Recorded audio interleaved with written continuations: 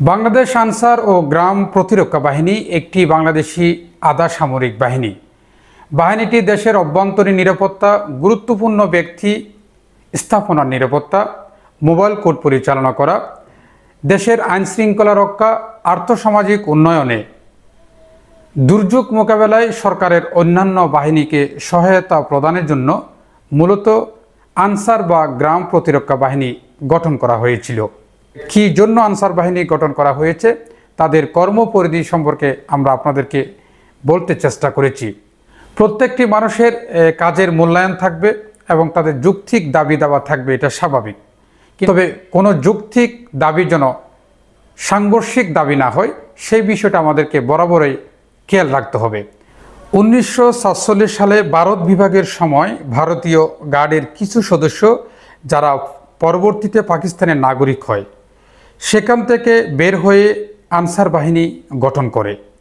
1948 সালে পূর্ব পাকিস্তান আনসার আইন দ্বারা আনসার বাহিনী পূর্ব পাকিস্তান আনসার হিসাবে গঠিত এবং 1948 সালের 12 ফেব্রুয়ারি আনুষ্ঠানিকভাবে আত্মপ্রকাশ করে।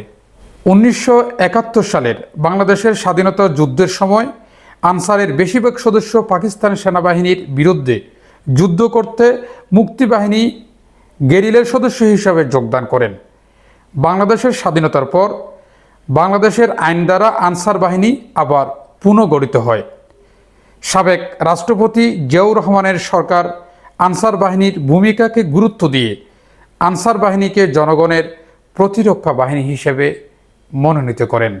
1947 সাল থেকে অদ্যাবধি পর্যন্ত আনসার বাহিনী গঠন হওয়ার পর থেকে তাদের যে দাবি দাওয়াগুলো পূরণ হয় নাই, মাত্র 18 দিন বা 19 দিনের সরকার সেই দাবি দাওয়াটা কতটুকু পূরণ করবে, তাদের দাবির প্রেক্ষিতে স্বরাষ্ট্র উপদেষ্টা তাদের যে একটা দাবি মেনে নিয়েছেন সেটা হচ্ছে আনসাররা যে রেস্টে থাকতো সেই রেস্টের তারা আর যাবে না, তারা মানে নিয়মিত তারা তাদের কাজে থাকবেন। 3 বছর কাজ করার পর তাদেরকে 6 মাসে রেস্টে দেওয়া হতো। সেই রেস্টে দেওয়া থেকে তাদেরকে বিরত রাখার জন্য বলা হয়েছে এবং বাকি যে তাদের যে দাবি দাওয়াগুলো রয়েছে সেই দাবি দাওয়াগুলো তারা পর্যায়ক্রমেভাবে একটা কমিটি গঠন করার মাধ্যমে সেই দাবি দাওয়াগুলো তারা পূরণ করবেন।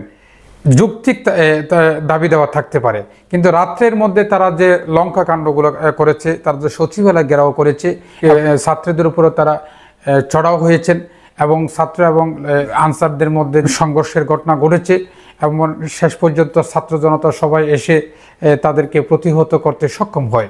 কিন্তু সরকার বলে দিয়েছেন তাদের সে দাবি দাওয়াটা পূরণ করবেন এবং দাবি দাওয়া পূরণ করতে যে প্রথম স্টেপ সেটা সরকার ঘোষণা করেছেন।